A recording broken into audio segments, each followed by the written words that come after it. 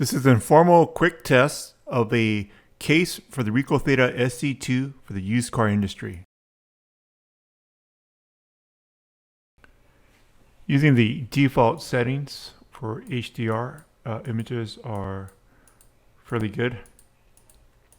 You can adjust these more, but we're just seeing whether the case, how much impact the case makes. There's obviously some glare, which we could work with. Probably lighten the scene a bit. This is the front seat, and this is the rear seat.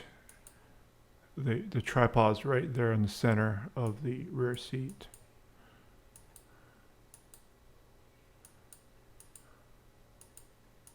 Probably decrease the EV compensation in the future if we're to take this type of shots again and again, but this is just using the default settings.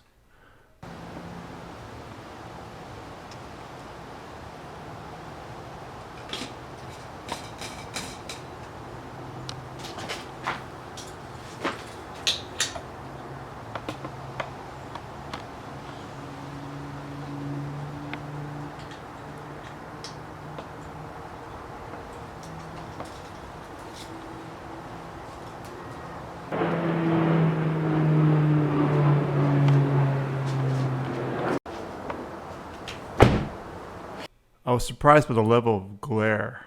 Obviously, if we were to use this, we would need to test this more in different light conditions.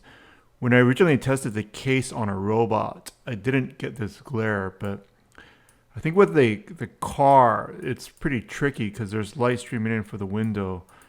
This case, at least with this default setting, it would not be usable for this type of interior of the used car. Quite a bit of glare, unfortunately.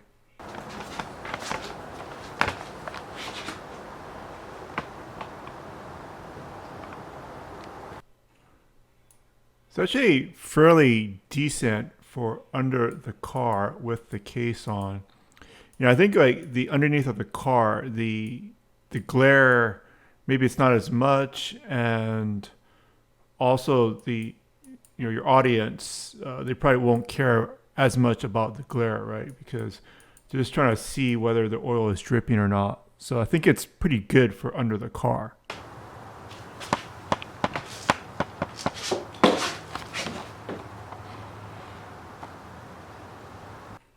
I think that with some practice, it'd be actually pretty usable under the car. Depending on what the customer of the car would be checking, you're actually getting a fairly good view under the car, and the navigation for the 360 it does help. So either just have it out like this, or even have it part of the workflow and then automatically crop some shots from it. So I think it's actually pretty usable for under the car. Thanks for joining us for this review of the case for the SC2 for the automotive business.